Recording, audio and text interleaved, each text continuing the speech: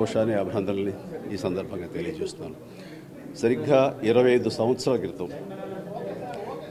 సంవత్సరాల క్రితం బ్లడ్ దొరకక చాలామంది ప్రాణాలు కోల్పోతున్నారు అన్న విషయం తెలుసుకున్న నేను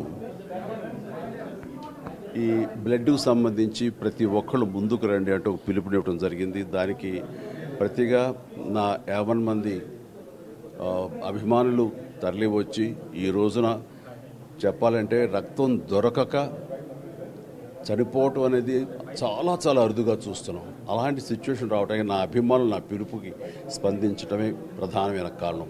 ఈ రోజున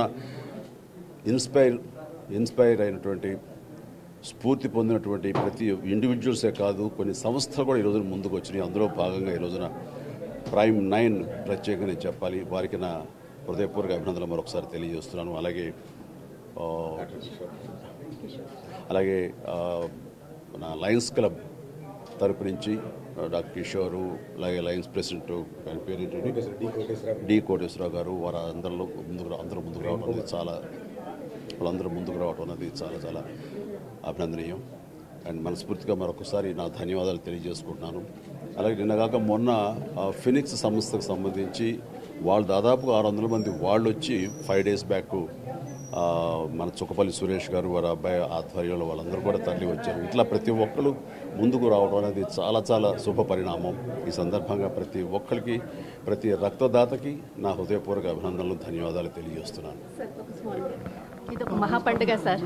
అసలు ముందు సీసీటీ స్థాపించాలన్నటువంటి ఆలోచన తట్టిన రోజు మీరు ఫస్ట్ ఎవరితో షేర్ చేశారు సార్?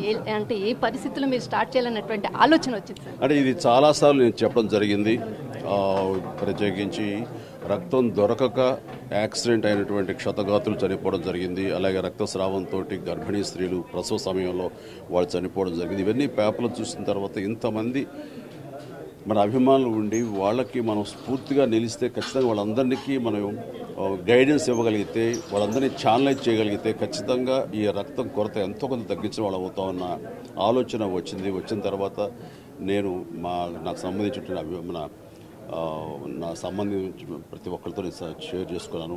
సో అలా ప్రతి ఒక్కరికి, యావత్ భారతీయులందరికీ నా హృదయపూర్వక స్వాతంత్ర దినోత్సవ శుభాకాంక్షలు. ముఖ్యంగా ఈరోజు ప్రైమ్ 9 సంస్థకు సంబంధించి వారి యావత్ సిబ్బంది, అలాగే వారి సంబంధించినటువంటి ప్రతి ఒక్కళ్ళు, అలాగే లయన్స్ క్లబ్ తోటి వాళ్ళు సంయుక్తంగా ఈ రోజున చిరంజీవి చారిటబుల్ ట్రస్ట్కు వచ్చి వాళ్ళు బ్లడ్ డొనేట్ చేయటం అనేది చాలా అభినందించదగ్గ విషయం.